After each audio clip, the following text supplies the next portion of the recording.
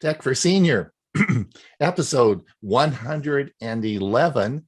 It is May the May the 9th, and welcome everyone to Tech for Senior. Hopefully everyone had a nice Mother's Day. It was a drop down gorgeous day here in the Comox Valley.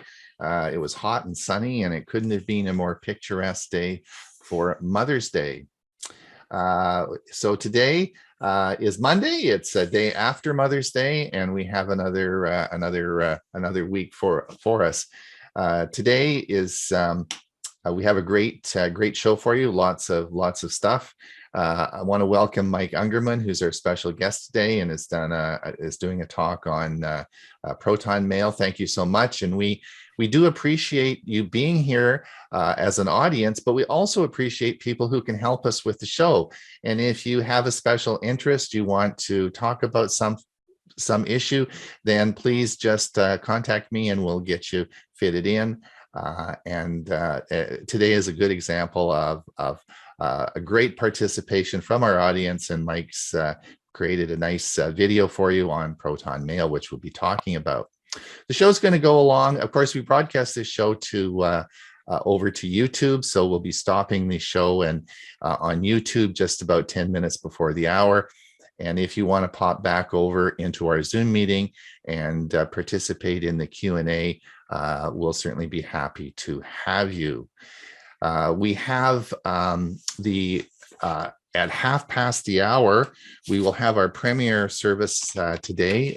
This is a free service, and our video today is a special video that we have. Last year at this time, Google Photos brought in a new space requirements, and we had Geeks on Tour talking about it. So this is, we have replayed Geeks on Tour session, which was a popular session, and they're always very great to listen to. So that will be starting our premiere service.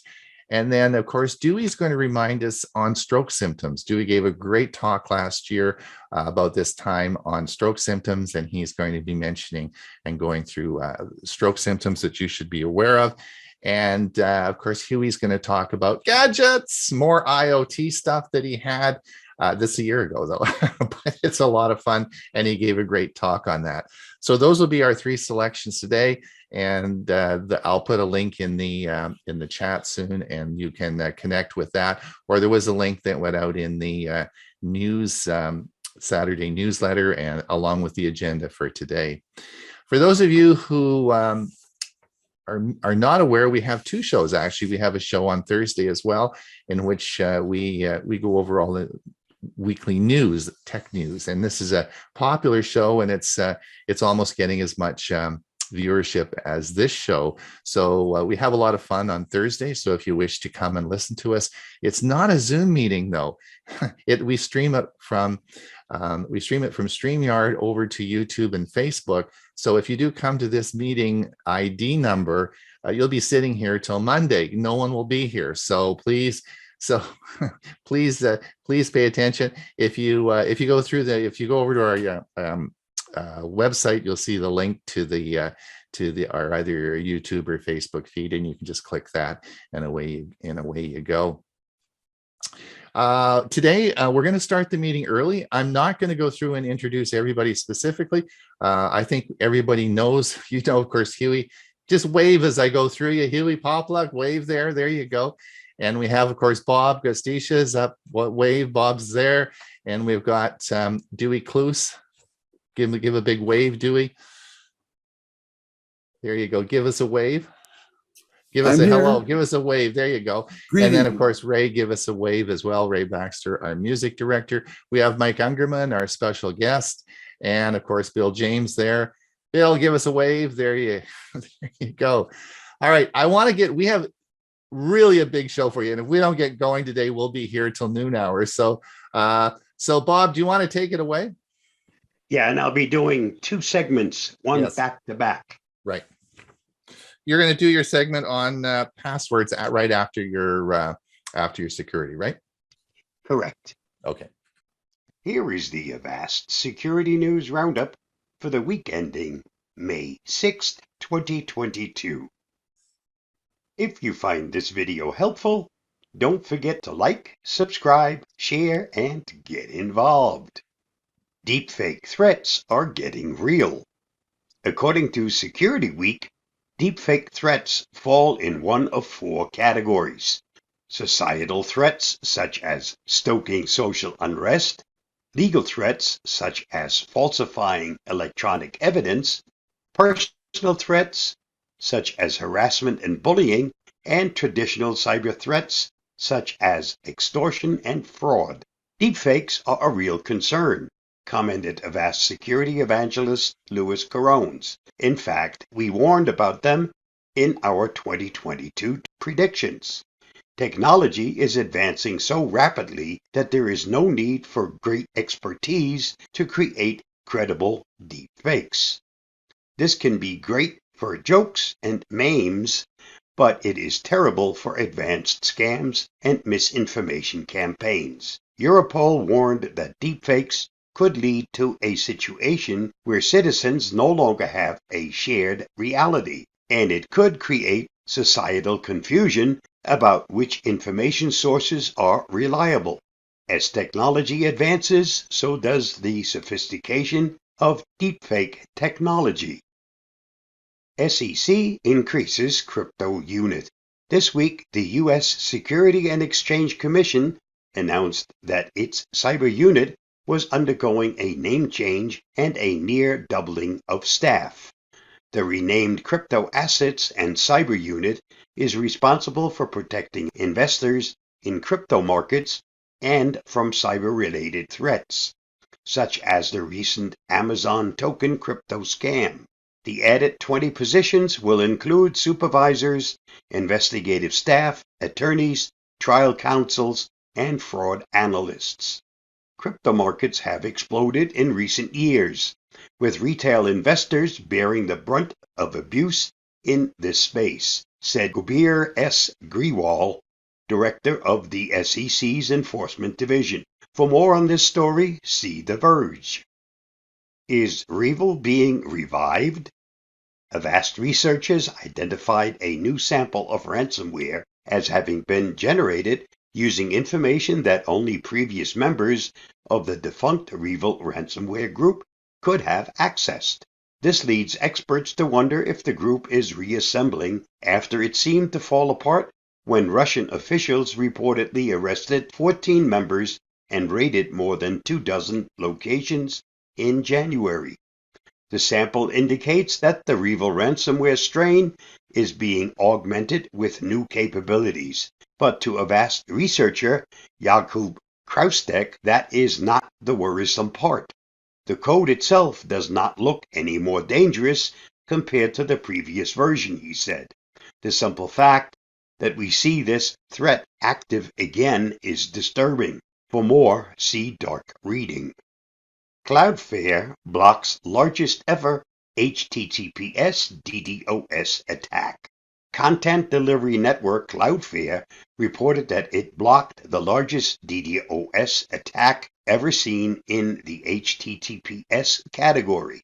HTTPS DDoS attacks require more computing power in order to establish a secure TLS encrypted connection, which is costlier to the attacker. The attack blocked by Cloudflare came in at 15.3 million requests per second from 6,000 unique endpoints. The victim was a Cloudflare customer operating a crypto launchpad. Experts say DDoS attacks have skyrocketed since the invasion of Ukraine, with many users misguidedly allowing the use of their machines for hacktivist operations. See Tech Radar for more. Nobelium sets up new phishing sites. Researchers have identified over 4 dozen websites being used by Russian hacking group Nobelium for phishing attacks, some of which use typo squatting to further trick victims. Typo squatting is a tactic of using slightly misspelled brand names in order to pose as legitimate entities. While the misspelled brands in the new sites span a range of industries, most seem focused on posing as news and media outlets. Nobelium has most recently been seen attacking Ukrainian diplomats and members of NATO. It is also the group behind the 2019 SolarWinds attack. For more on this story, see CyberScoop. Google's business-friendly phone list has a big problem. Google has a whole program designed to help you know which Android devices are guaranteed to be as up-to-date and secure as possible. But when you start digging into its recommendations, you find some alarming patterns. Lots of the phones on Google's Android Enterprise recommendation list, a list of devices that came with the promise of timely security patches and clear information about major updates, among other things, simply aren't keeping up with the program's most basic vows. And yet, they're still being featured prominently as part of the official Google collection. Even worse, this pattern's been going on for years now. Knowledge truly is power in a situation like this. And if we're lucky, it might also be the first step toward accountability. Read more of J.R. Raphael's article on Computer World. This week's must-read on the Avast blog. Ever wonder about the risk of falling for a scam when you're on the hunt for a new rental? Here are some telltale signs that the advertisement you're looking at online is a rental scam. Just follow the link listed for the whole story. I would also recommend that you read the report from the Avast Threat Labs entitled Avast Quarter 1 2022 Threat Report, available at the following link. And that wraps up this week's Avast Security News Roundup. Stay safe, stay secure, and I'll see you again next week. Bye-bye. Google, Apple, and Microsoft agree to make passwords a thing of the past. My thanks to Review Geek for their excellent article on this topic. Passwords are a hassle, and unfortunately, they're often a security risk. Even when a password is nice and complicated, they usually are not. It may be compromised through brute force attacks, leaks, or malware. That's why Apple, Google, and Microsoft are now collaborating on our passwordless future through the FIDO standard. Maybe you've even heard of FIDO. It's a popular standard that turns local devices, such as your phone or a USB key, into tools for signing in or multi-factor authentication. If you secure your PC with FIDO, for example, it may only unlock when you scan a fingerprint or enter a PIN on your phone. A hacker who lives halfway across the planet can steal your passwords with a phishing email, but chances are they'll never hold your phone in their hands. Because FIDO works locally, it's much more secure than regular old passwords. It also eliminates the need to memorize, write, or store passwords, which is just icing on the cake. Unfortunately, the way we handle FIDO is a bit awkward. For one, the standard isn't broadly supported at a software level, and the products that do support FIDO often treat it like an afterthought.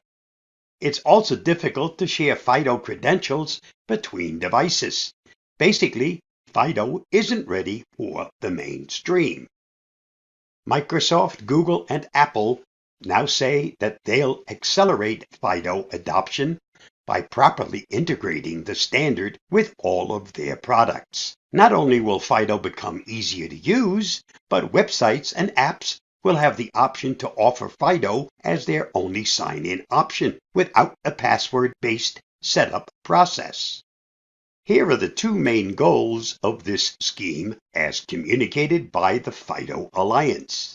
Number one, allow users to automatically access their FIDO sign-in credentials, referred to by some as a passkey, on many of their devices, even new ones, without having to re-enroll every account. And number two, enable users to use FIDO authentication on their mobile device to sign into an app or website on a nearby device, regardless of the operating system platform or browser they are running. These two changes to FIDO should make it much more appealing to the average person. Syncing FIDO credentials between devices is especially helpful, as it ensures that you can always verify your identity even if you lose a device. The brains at Microsoft, Apple, and Google hope to finalize these changes sometime in 2023. Our passwordless future may be right around the corner. Of course, there's no telling how people will respond to FIDO. If the standard doesn't prove popular enough, we may be stuck with passwords for a while. Stay safe, stay secure, and I'll see you again soon. Bye-bye. Yay, no passwords. I'm excited. You hope. I hope, yeah. All right. Let's see what Dewey has to say about electric cars. Good morning, friends. I'm Dewey, and my Tech Talk topic for today is EV, PHEV, or HEV. That is the question. For several months, I've been having a casual email relationship with Mike Ungerman, who, by the way, is scheduled to do a presentation on Proton Mail in today's Tech for Seniors meeting. Mike recently jolted me into a new reality regarding electric vehicles when he told me about his 2018 Kia Niro plug-in hybrid EV, which is powered by a 1.6 gasoline engine and a battery-powered motor in addition. His PHEV, shown at right, typically has 26 miles of range before switching over to its gasoline engine. Since most of Mike's trips are short, he told me that he only needs to fill his gas tank once every 4 to 5 months. Needless to say, I was impressed. My recent tech talks on electric vehicles have concentrated entirely on pure EVs, which use no fossil fuel, but Mike's PHEV made me realize that I really needed to learn more about these as well as hybrid EVs that don't have any plug in at all.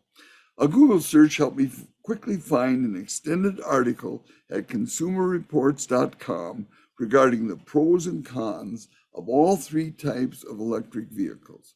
By the way, this article, which was authored by Mike Monticello, also appears in the April 2022 issue of Consumer Reports. That's their annual car issue, and the cover is shown at the right. The rollout of new electric vehicles, plug-in hybrids, and traditional hybrids is good news if you're looking for an alternative fuel vehicle. These models provide energy-efficient transportation while lowering or eliminating altogether tailpipe emissions and reducing operating costs. Traditional gasoline electric hybrids aren't efficient, but aren't emissions-free either. Plug-in gasoline electric hybrids split the difference between a hybrid and an electric vehicle. Or are you ready to take the leap to a fully electric vehicle?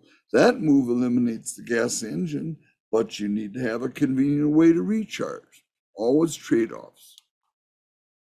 Let's take a look at the pros and cons of each type, beginning with fully battery-powered EVs. EVs are very peppy and fun to drive, as I found out about 4 weeks ago when I drove a Polestar 2. They're also very efficient, and most models have a driving range of perhaps 200 to 300 miles.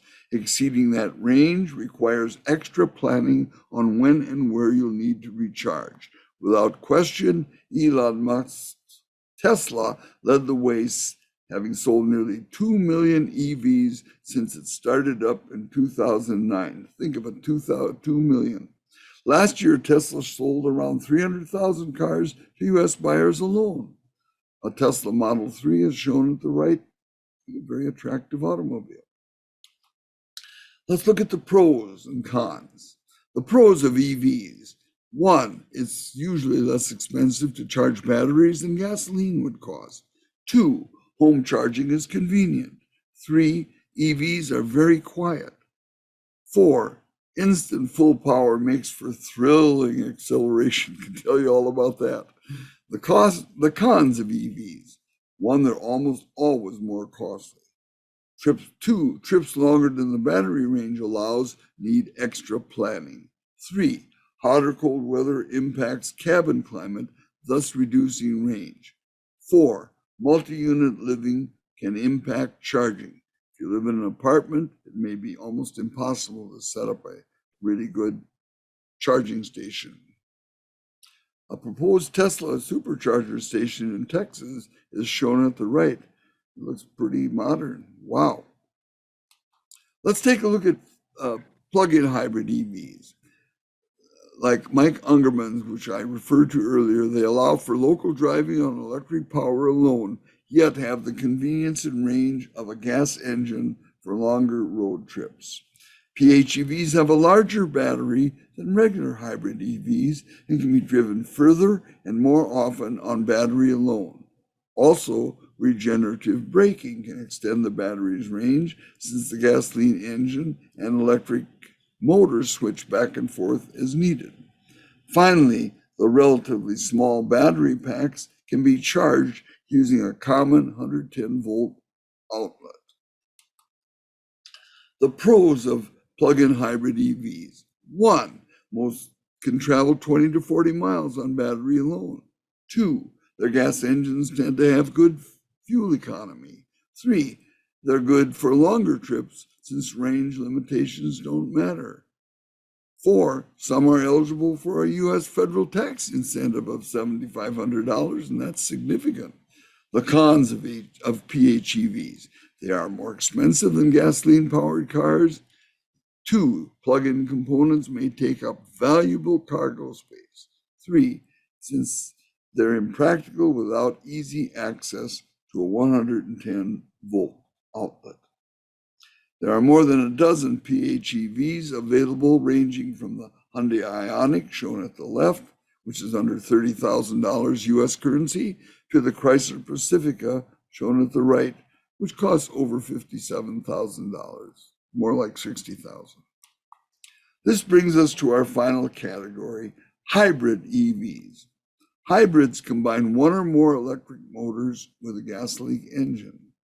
About 5 weeks ago, while we were still at Silveridge in Mesa, my next door neighbor, Brian, was preparing to leave for their Minnesota home, which is a 1,700-mile trip with their bright red SUV, a 22 Toyota Sienna HEV.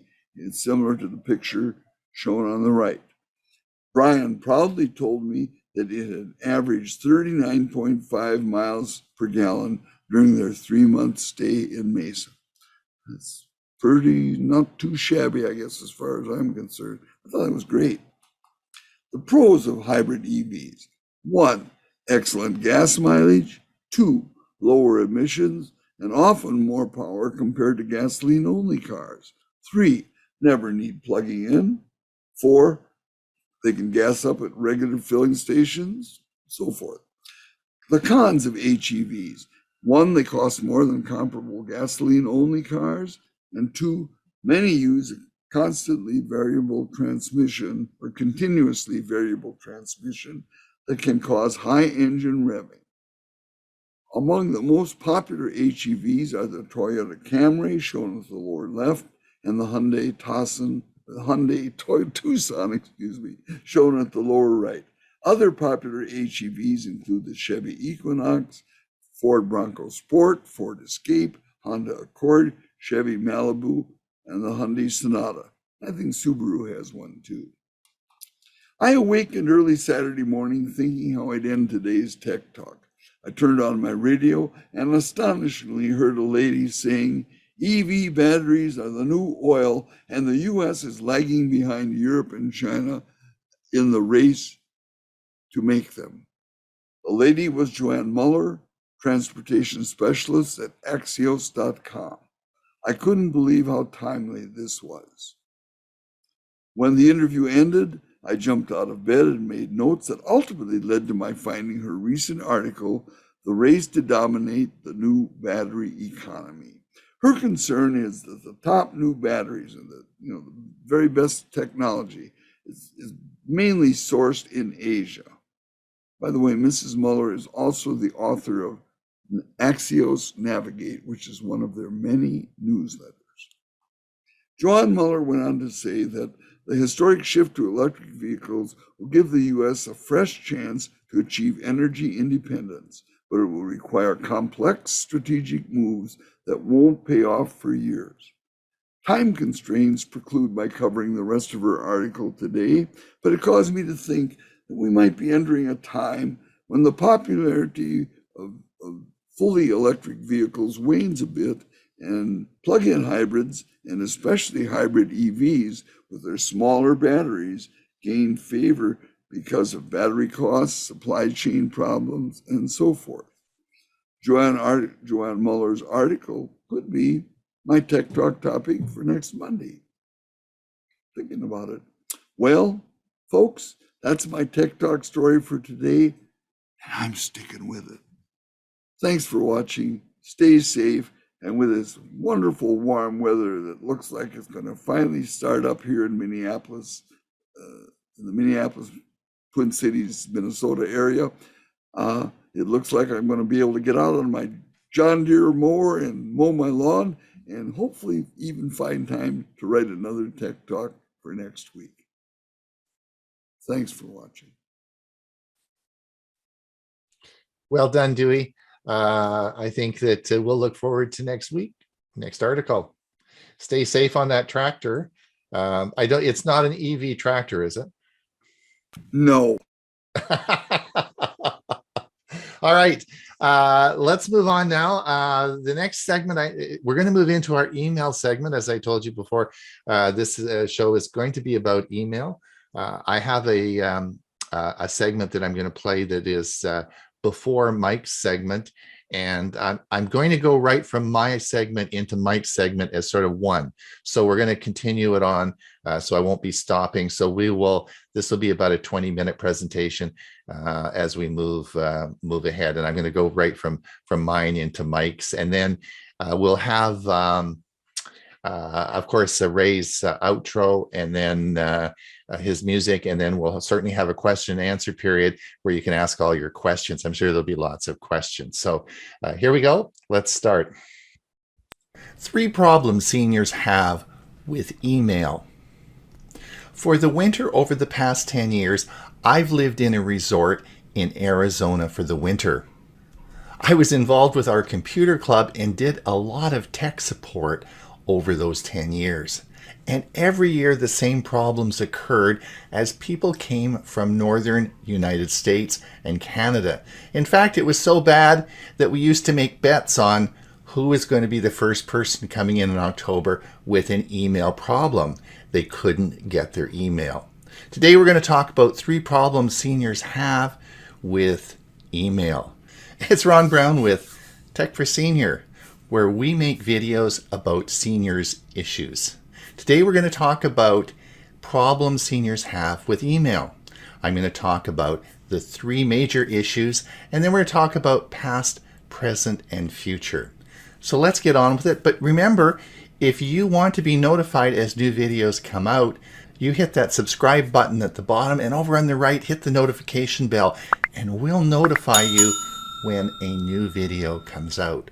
All right, let's get on with it and look at email and seniors. The 3 problems seniors have with email are the following. The first problem is they often use legacy systems. These are often old systems that have been around a long time because, of course, seniors have been around a long time. They've probably had their email service since the start of email. And a lot of these are old POP3 accounts. They're often used with their local ISP providers, and they're very reluctant to change. Which is the second problem seniors have, is they're often very reluctant to change the system they have. There's the fear of the unknown.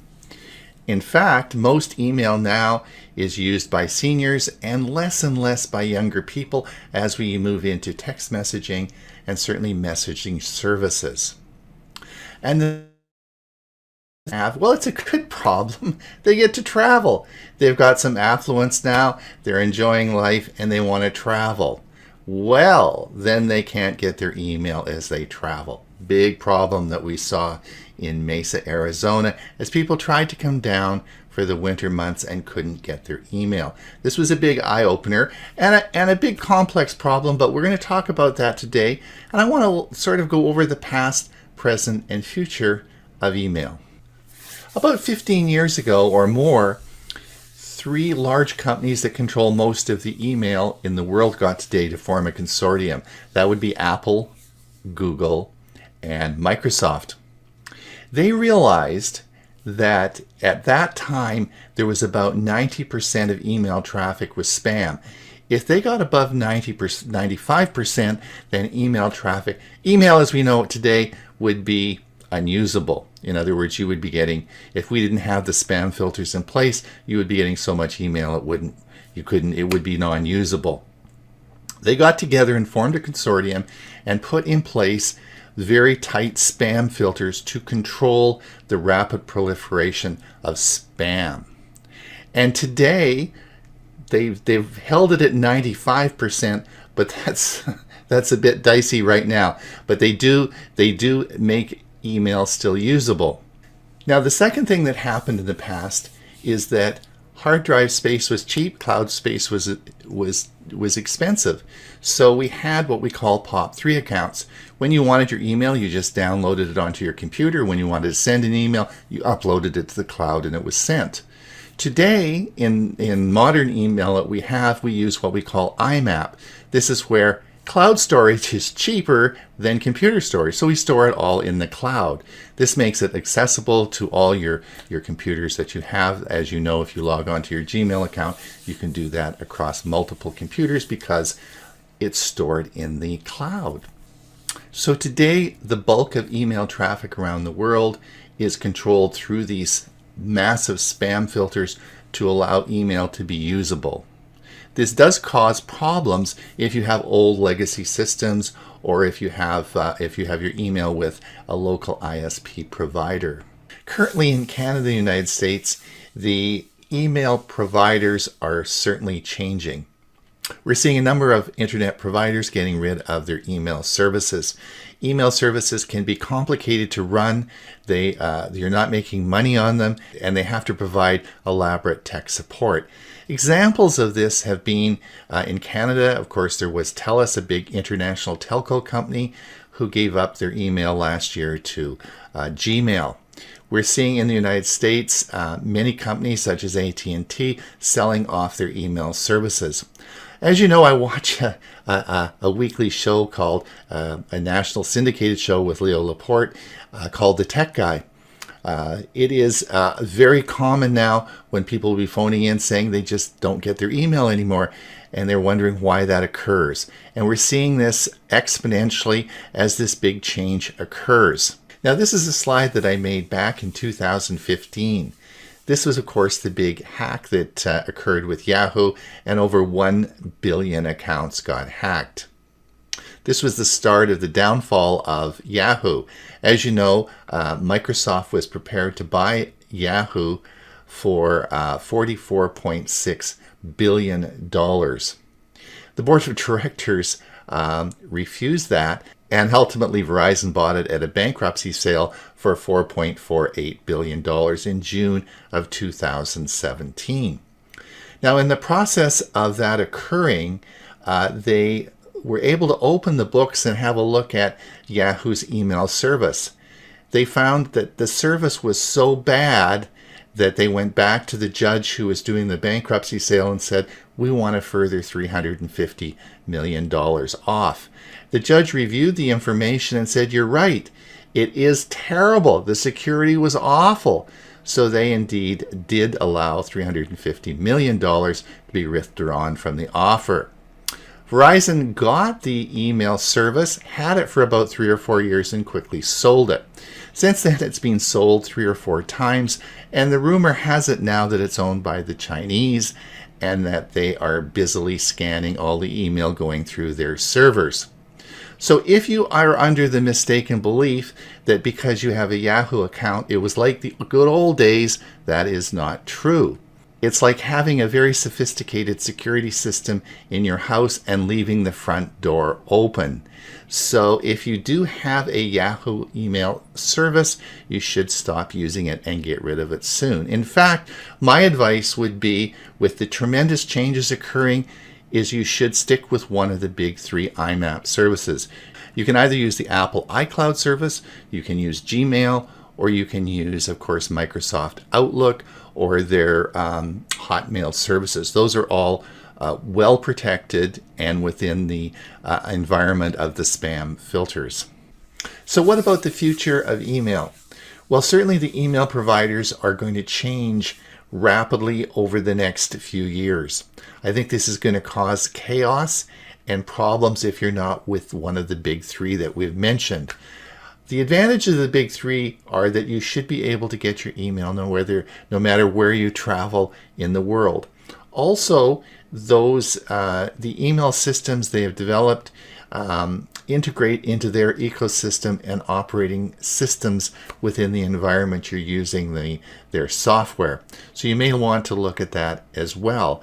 However, as evidenced by a lady who had problems getting her Gmail. She couldn't get Gmail and she had no help from Google. She got so frustrated. She went down to Santa Clara, California, and she sat on the front steps of Google's big head office and banged on the door. She did this all morning and no one let her in. Very frustrated, she left, but not before the television cameras were there. So it is difficult if you have problems and you have no support. For this reason, I'm so happy that Mike Ungerman is going to talk today on Proton Mail. Proton Mail gets rid of a lot of the problems we've discussed today. It's an international company, it's very secure, and it provides excellent support. I think that this is one time in email's history where we really have to look at a safe, secure email system with good support. I want to thank Mike for doing this today and talking about Proton Mail. Let's see what he has to say. I'm Mike Ungerman, a member of the Central Florida Computer Society. Today, I'd like to talk about Proton Mail, a secure cloud-based email system. There are a number of alternatives to maintaining and managing email than using the email provided by your internet service provider. In discussions in this and other online discussions among user group members or seniors, we have talked about the advantage of having a cloud-based email system such as Gmail, AOL Mail, etc., especially if one travels away from their desktop computer and wants to stay current in their correspondence. Proton Mail provides an alternative to your ISP's email and a more private and secure email alternative to the big tech services. They've been shown to track your correspondence, perhaps not actually reading your correspondence, but keeping metadata, which may then be used for marketing purposes. And in societies that are not free, some governments may do more than just track metadata, and that is where a secure encrypted email system may have significant advantages. This is the website of protonmail.com. From here, you can learn more about the applications and the company. We'll look at the detail from a few pages on this site. Located in Switzerland, they state that they are scientists, engineers, and developers drawn together by a shared vision of protecting civil liberties online. They go on to state that Proton Mail is easy to use, secure email service with built-in end-to-end encryption and state-of-the-art security features. The company's goal is to build an internet that respects privacy and is secure against cyber attacks. The founding team of Proton Mail met at CERN, the European Organization for Nuclear Research, and one of the world's largest and most respected centers for scientific research. From those beginnings, they have become the world's largest secure email provider with over 1 million users. Their growth has been supported by more than 10,000 individuals from around the world who participated in their record-breaking crowdfunding campaign. Proton Mail offers end-to-end encryption. Messages are encrypted at all times. Messages are stored on Proton Mail servers in encrypted format. They are also transmitted in encrypted format between their servers and user devices. Messages between Proton Mail users are also transmitted in encrypted form within their secure server network. Because data is encrypted at all steps, the risk of message interception is largely eliminated. In the example on the right, both Bob and Alice are Proton Mail users. Bob originates an email to Alice. The email client recognizes Alice as a Proton Mail user and knows her public key to encrypt the message which Bob is about to send to her. As a result, the message can only be decrypted by the corresponding private key in Alice's account. Once Bob sends the message to Proton Mail servers, the server never sees the original plain text that Bob composed. Once Bob sends that Bob composed, the email continues on from Proton Mail servers to Alice's account, where her private key decrypts Bob's message, and she then reads the plain text displayed to her. Once on Proton Mail servers, the data sent by the client is inaccessible to anyone except the destination recipient using a Proton Mail client. There is no ability to decrypt the emails while on their servers, and thus, even if subpoenaed by any authority, the data is not capable of being decrypted. They state, with Proton Mail, privacy isn't just a promise, it's mathematically ensured. Proton Mail uses hardware-level security with full disk encryption and storage in secure data centers. They utilize their own server hardware so that no third-party cloud sites are used for storage. Their data centers are physically located at highly secure sites that require biometric access. On a system level, their servers utilize fully encrypted hard disks with multiple password layers so that data security is preserved even if the hardware was compromised or seized. Proton Mail service does not track or log emails, so no personally identifiable information can be gathered from emails sent through their system. With self-destructing email capability, encrypted emails sent either to another Proton Mail user or encrypted with a password and received by a non-Proton Mail address may be automatically deleted after received. SSL for secure communication between Proton's mail servers and your computer or mobile devices adds another layer of security, preventing a third party from intercepting your traffic with a so-called man-in-the-middle attack. A Proton Mail user can send an encrypted email to a non-Proton Mail user, ensuring full end-to-end encryption of sensitive communications. Each email sent in this way can be decrypted with an agreed-to password that can be exchanged with the recipient. Users who use email clients such as Microsoft Outlook, Mozilla Thunderbird, and Apple's Mail can still obtain and use a Proton Mail account and install what the Proton Mail Bridge, which will allow your email client to send and receive emails through the Proton Mail system. Proton Mail Bridge is available on Windows, Mac OS, and Linux. Proton Mail is designed to be easy to use, whether on a computer or a mobile device. As a cloud-based email service, it's accessible from almost any computer browser and has apps for Android and Apple mobile devices. When considering changing from one email system to another, a common concern is how easy it will be to set up the new system and import information from the old system. The developers of Proton Mail designed a software function called Easy Switch, which can import emails from your current provider. If you use Google's email, it can also import your contacts and calendar. Proton Mail's business plan is designed for user support on a monthly basis, even though an account can be opened for free with limited features available. With a free account, you get all of the capabilities of a fully secure email system with end-to-end encryption of email as previously discussed. A limited number of emails can be sent and received on a daily basis with 500 megabytes of storage. For those people who rarely use their email or want a second email account for limited emails or even a throwaway email address, free account may be all you need. I chose to obtain a professional account at Proton Mail for approximately $6.74 a month. I continue to use Proton email client with expanded storage, unlimited emails sent and received daily, unique email addresses, and the potential for multiple user accounts. Additional features will be discussed in the following slides. At the time I enrolled in Proton Mail, a Plus account was available, which bundled Proton Mail Plus with Proton VPN Plus.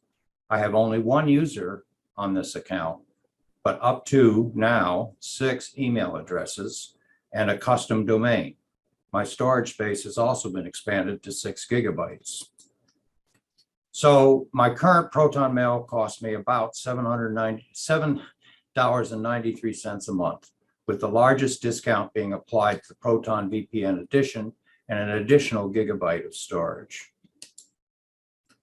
One of the biggest features for me is the ability to have multiple email addresses, which all come to the same email account, and then can be filtered and filed appropriately.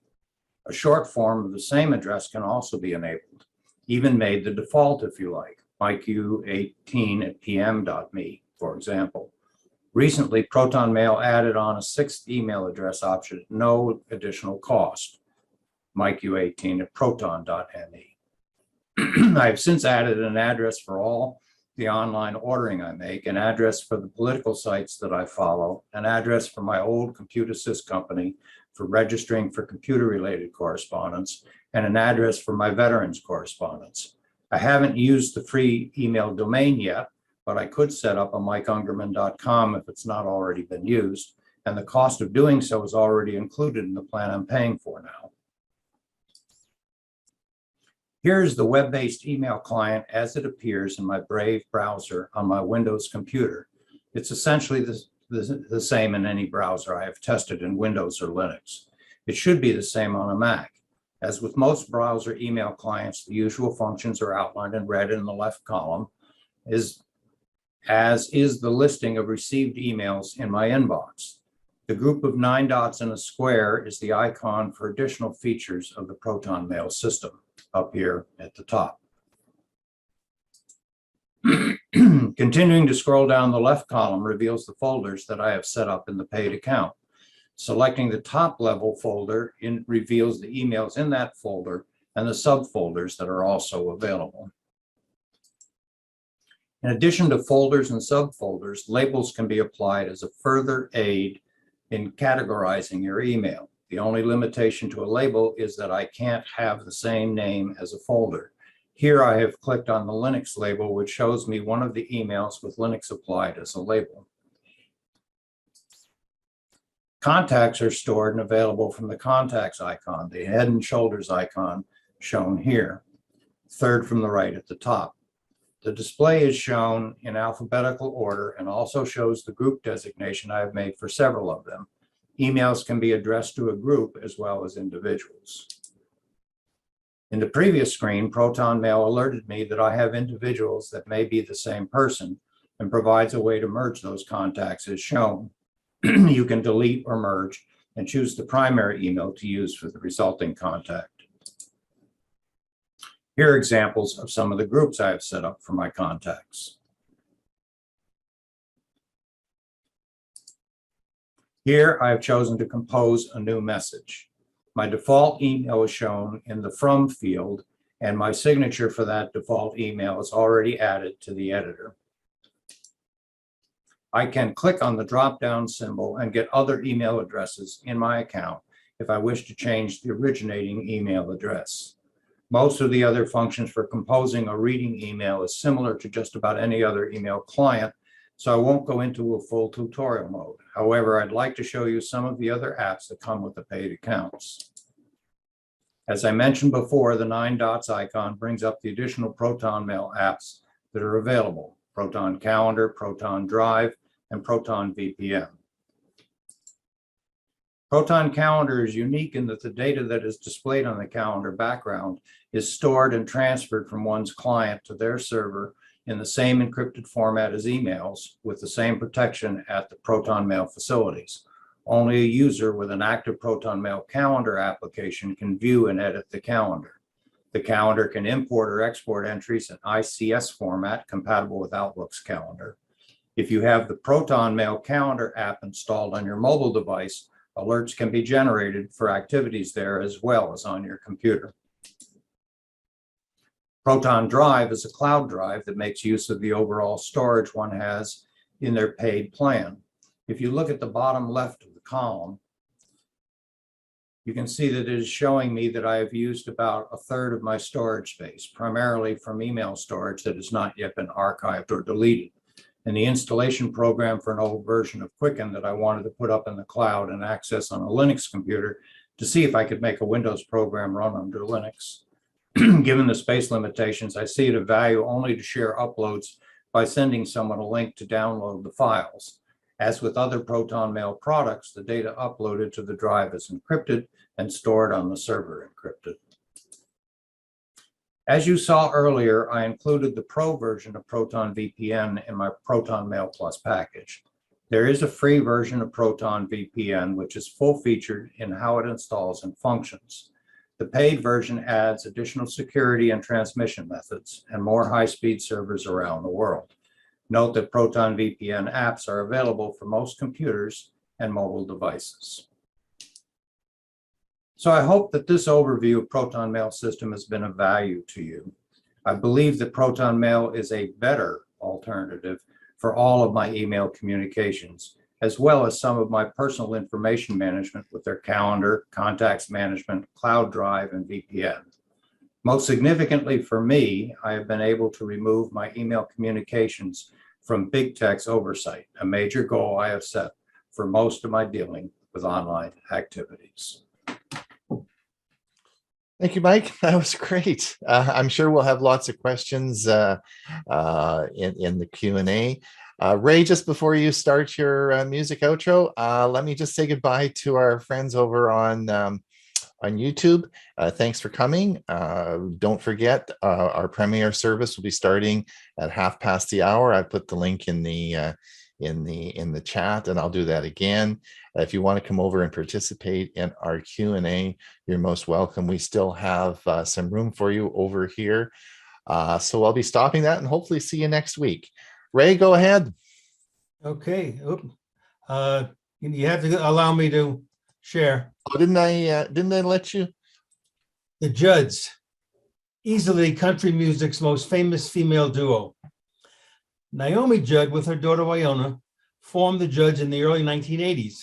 Now, on a personal note, when I first saw a video, maybe it was a picture of the Judds, I thought they were sisters. Now, I bet I'm not the only one who made that mistake. They had more than 20 charted singles, including 14 that went to #1 on the Billboard country charts, while also winning 5 Grammys and multiple Country Music Association awards. But with all this success, there was heartbreak and sadness as well.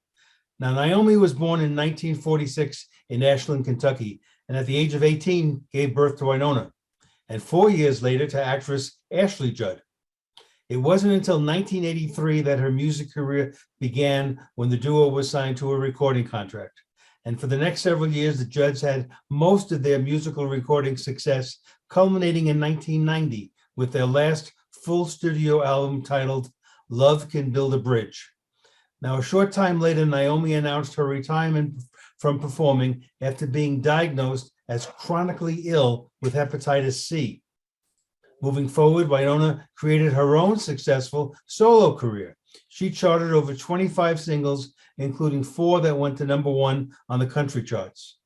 Naomi's health improved enough for the duo to reunite in 2000, the year 2000, for their Power to Change tour.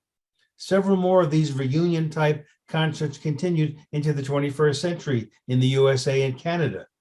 Perhaps most notable was in 2017, when they appeared at the All In for the Gambler performance. This was the final Nashville concert by Kenny Rogers. It was no secret that Naomi Judd had long suffered from depression, which, despite medications, continued to worsen and sadly resulted in her taking her own life this past April 30th. Announcing her death, Winona and Ashley issued the joint statement, quote, "Today we sisters experienced a tragedy.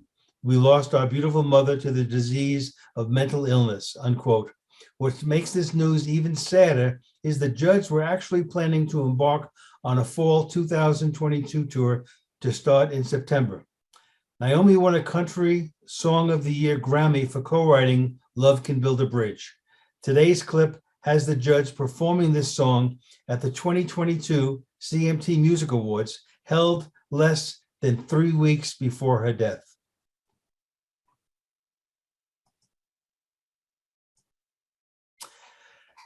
Kind of sad knowing all that, what's taken place in the last month. It brings a tear to my eye when I watch that. Yes, it does. It's just occurred. Thanks, Ray. 10:01. Wow, we made it. That's a big show today. Thanks, everyone, for coming. We're going to move on into our Q&A shortly. I just want to thank everyone for coming and remind you that at 1:30, our premier service will be going on, and you'll have the geeks, you'll have Dewey talking about some strokes, how to identify a stroke, and of course, Hewie on his IoT devices. We will have our show on this coming Thursday. If you want to come and listen to us on Thursday, we'll be doing that and reviewing all the news articles of the week. And then, of course, we actually have a podcast, and we do podcast it out as well. So we're busy. We've got a big week coming up. I will open it up now for question and answers. I have put the link to the Premier service in our chat, and I also have another link I'm just going to post in on how to import email from other services into Gmail. And as I said, there are many videos on that. There's been a number of questions in the chat about how to do that and how it occurs. Lots and lots of people do this, so there are many videos. It's super easy to do, and there are a lot of videos that'll show you exactly how to do that. And I'll post one in the chat now. Well, Hewie is giving us. I don't know whether you have a question or an answer. Go for it. But you better unmute yourself because we can't hear you. Oh, I don't want to unmute myself. It's easier. It's more fun doing it the other way. Then you have to guess my question. Right. I help a lot of my neighbors, and one of my neighbors has a specific problem, and I don't know how to solve it. And maybe there's somebody here, and it does have to do with email. He has a Samsung Galaxy S8, which is an older year. It's about a 4 or 5 year old phone, and he gets his Gmail through it, and then on his PC he reads his Gmail through Outlook, and he has a lot of mail coming in, and on his phone he wants to delete some of his emails, but when he deletes them, they also get deleted out of Outlook because they're IMAP. How can he avoid how can he clean up his email on his phone and not lose it? He wants to keep a lot of it on and have a record of it because a lot of it has to do with business. Is there a setting in Outlook for that? It's not an Outlook problem because no matter what he would use, I think even Proton Mail, because it's IMAP, I think it would delete it as well. I don't know. Maybe Mike can answer that. I'm thinking that is true. I know on your computer, there's a setting that says leave the email on server or move it all at once. But it might be to his advantage to go ahead and not leave it on the server so that the server stays pristine with just the new emails he hasn't read, and archive everything on his computer and back it up on a hard drive or whatever his backup method is. If he archives it, does it also archive it on his phone? Yeah, he's using the phone to delete, right? Either one, yeah, but he is using it. Yeah, he wants to clean it off his phone, but leave the emails. I'm looking now. Now, when I set mine up, and the reason I can't really help them is because I do it totally different. When I set my Gmails up, I set them all up as POP3. And so no matter what, when I delete them, I leave them on the server. So therefore, they stay in Gmail. And I don't even think that affects it with Gmail anyway. Well, I have mine set up as IMAP, so I'm looking. I don't. If you delete it on your phone, does it delete it on your? Well, I've never really noticed it. That's the problem. IMAP it will. In Yes. POP3 it will not. If you forwarded it to another account. And is it possible to change from an IMAP to POP3 without losing anything? I think the answer to that is yes. I think you can change, but I'm not sure. Yeah, that's just the transfer protocol. Yeah. Bill has his hand up. Do you have a question? Do you have a comment on this topic? I have a comment on it. I have some experience with a client that needed to keep a record for business, but they had used their personal account. And we set up another account with a filter in Gmail that automatically sent everything to that other account. Yeah. So they could keep their phone and that clean as they did that, but they still had a record that they could go to as a not a backup, but as more as an archive that wasn't condensed in any way. That's a good idea. Yep, that'd work. Carl, you have your hand up? Yes. Is it a case on the Proton that you can import your contacts? Because I have a lot of Gmail contacts, a couple thousand, in fact. Yes, the easy transfer, as mentioned in the presentation, is a feature of a paid account. And if you get the paid account, which is going to cost you $5 something a month on average, $60 a year in essence. In addition, it'll bring your contacts over. It'll bring your calendar over too. in addition, I think you said this already, but does it do alias accounts? Like I have IEEE emails and I have some ham radio emails, and they all are alias to my Gmail. Anything that gets, well, for example, I still kept my primary Gmail account. I've got an Android phone and I have YouTube, so I wanted to keep it, but I didn't want to get any email in it anymore. So I just forwarded everything to Proton Mail, and I have 6 addresses that I can use. So if I truly wanted to have a separate folder that just was the things that was forwarded from Gmail, I could probably do mu Gmail at pm.me or something like that, and then have all of those go into a folder, and I know that they're forwarded in or aliased in. Mike, did the labels or folders, as we call them, I guess they're folders in Gmail, but they're really called labels. Will they come into Proton Mail as well? I didn't try it. It says that it's supposed to, and there've been a couple questions in chat. If you got everything already nicely filed into folders, does it transfer? And I'll probably do a sample of that and see if I can't see if it does come over as a folder, if they come over flat. Yeah, I know when I was doing helping some people, and we imported from Yahoo Mail into Gmail, the folders all came in. It was perfect. It was absolutely great. The folders all came in as well. That would be nice if it does that. Mm-hmm. Liz, go ahead. When you complete your Proton email account, the free version, it gives you an additional 500 gig, so it makes it a one gig Proton email. That's nice. The free version. Yeah. Liz, go ahead. My question is, if I do change my email and I already have a Gmail account, what do I do about all the usernames that are signed up to the old email? So Liz, just a minute, before you have a Gmail account. Oh yeah, and right now I have everything in my Gmail account coming to my Yahoo account, but I'd like to switch it. But what do I do about, what's your username? It's the Yahoo one. It won't affect it.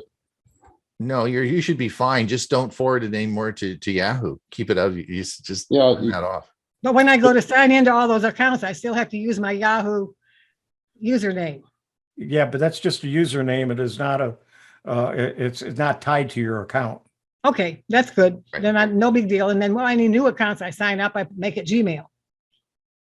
Yeah. Thank you very much. Just also remember the other thing you have, there's a bigger picture here.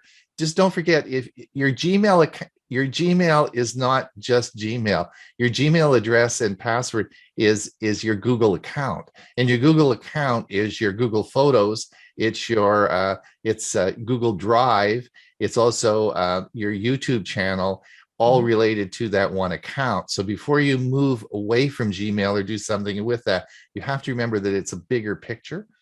Well, I'd be moving the other way from Yahoo to Gmail. Yeah, that's right. Well, get rid of Yahoo for sure. You don't want to use Yahoo for sure. Thank you. Okay, Bill, go ahead. Well, one thing too, Liz, remember this is that if you forget your password, they might try to attempt to send to that old address when you were talking about user ID. Mm-hmm. So that's something you have to be aware of. So, well, I could still keep the old address active, just not use it. yes, Correct. right. And then if you happen to forget your password and they want to send a verification, they'll probably send it to that old email address. Right. But if I have the old email forwarded to the new one, You'll be fine. You'll be fine. Yeah. Hewie, the only thing I was looking at this was it's like syncing emails. If he just doesn't sync his phone, but that's not going to work for him because he didn't want to get the emails on both devices. So, Scott, forget what I'm going to say. Okay. I was thinking about if he just turned the sync off, he'd be okay, but that won't work. I don't know. I don't know what the answer is. I use the IMAP, but I've never noticed, when I deleted something, I didn't go look for it on my other machine. So. Yeah, the reason I used POP3 is because I didn't want to delete something and then have it go away. And so I did go to POP3. So I've got emails going back to 2001 in my Outlook. And even if I delete them off my phone or my iPad or whatever I have it syncing with, it doesn't affect them at all. And that's the reason I did do POP3. I don't see any way on my phone where that will work. So, and I'm signed up. Mine's IMAP. So I will take a look at that and see what happens. I'll deliberately delete something and see what happens. Yeah, I appreciate you letting me know. Thanks. Thanks, Bill. Steve, go ahead. You're muted, Steve. Steve, you're muted. Steve, you're muted.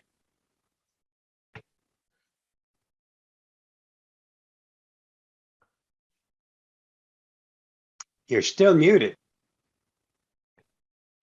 Hit the space bar. There you go. Okay, there we go. Thank you. Sorry. Okay, so if there are issues with this Proton, who do you know? I mean, I'm so very used to having issues with my email, and assuming that there may be issues with Proton's emails, who do you call, and what does it cost? If you have a paid plan, with a paid plan, support is free. Usually within an hour, you get a computer acknowledgement that you've created a ticket. And then usually within an hour, first level support technician will contact me back, ask a few questions, maybe ask me to send them some diagnostic information. And then if it's more complex than that, they'll forward it on to the next level, which is usually the next day, and they've resolved it. I've had about 4 or 5 tickets filed with Proton Mail, all resolved very positively. It's a good service. Unfortunately, as they say, their primary base is in Switzerland, so they don't have a call-in tech support. And to the best of my knowledge, they don't have chat on the keyboard. I'll have to take a look at that and just see if they've added that. But their email support back to you is very good. Thank you. George, go ahead. Unmute yourself. Thanks. Like I've been using Gmail and I've been using Proton Mail, and Oh, I okay. find that Gmail has so much functionality that the possibility that they're looking at the metadata is, to me, a minor point. But there's a couple of points about Gmail. One is that when you have a group, it expands the group right into it expands it fully. If you, for instance, have a group and you put that in the to field, it expands that so everybody would see everybody's name in the group. I don't know if Proton Mail has that kind of functionality. I've been using a Google Sheet and an extension to Gmail that allows you to do a mail merge, essentially. And that's pretty much the only way I can guarantee that I'm not going to make the mistake of copying a name to everybody. I don't know, does Proton Mail have any mail merge functionality? I haven't seen a mail merge, but I have with the group. If I have a group, we go out to lunch on Wednesdays, and there's about 18 people in that group, and I just select the group and it pulls it from my contacts and puts them into the to field. Also, I can do if I'm really not certain exactly what email was used, I can also view headers and see the actual internet headers as they will go out. And that will also include each of the individuals that are in a group. George, I use groups all the time, and I blind copy the groups, and they don't get everyone else's email address. They don't get anything. They don't even, it's a blind copy. It's a perfect plan, but people forget, they get it wrong. I had a financial advisor who copied everybody in his accounts. Oh yeah, but that's an operator error. As long as you blind but copy. That's what we got to count. We got to accommodate operator error. Right. And that's why we use things like MailChimp and mail merge applications, so that there's no chance of making that mistake. Okay. All right, Dorothy, go ahead. Hi, yes. As you know, in Canada, Rogers and Shaw are merging, and I've been listening to Tech Talk things, and my concern is I've got 3 at shaw.cas, and they are alluding to the fact that they're merging through to Yahoo, which I don't want to be a part of. And prior to me coming to Mesa, it's amazing how many important emails that you have with your email address, like all your bills, your Microsoft account. And when I started writing it all down, it was alarming, to be quite honest. And the time frame that they're going to push this through is alarming to me as well, because it's something that I have to deal with, as do many people in Canada. So yeah, I guess thanks, Mike, for the alternative to Proton. Yeah, I just wanted Just to so make people, that. just Dorothy, so people understand what it is, and I alluded to that earlier in my segment, was there's a big takeover in Canada, and the major cable provider for Western Canada is Shaw, and I never did have, but Shaw has also been through a number of name changes over the years as well. So the last 10 years, it's been shaw.ca, and they've all been, all the email addresses have been with that extension. So the problem is going to be now is with the merger, will that change? And that's and again, that's just the problem with having your email tied to an ISP provider, right? That's the problem. Yeah, I find it interesting though, when they did do the migration from telus.net, people did not have to change their email address. So it was seamless if they migrated to G. That's right. And it'd be nice just to keep your email, then it wouldn't be such a disaster. Yes. So we'll see what happens. We don't know. That's a while off, that's a while off. Yes. And Carl, did you have a final word before we leave? Real quick, you can do blind copy and carbon copy on Proton? Yes. Yep, definitely. Excellent. Thank you. Thank you everyone for coming. I want to thank you. It's been a great show. Oh my gosh, it went so fast. Thank you, Mike Ungerman, for your great presentation. We look forward to some more on solar panels. Thank you so much for doing that today. Thank you everyone for coming. Hopefully you will stay tuned and watch our premiere service occurring in about 10 minutes. I've put the links in the chat. Please watch our show on Thursday. We'll be here back again on Thursday, but not on a Zoom meeting. We'll be either in our YouTube channel or over on our Facebook page. So please have a great week. We'll see you back again this time, same place next week. And just have a great week. Bye now. Great show. Thank you, everybody. Bye-bye. Bye-bye. Bye-bye.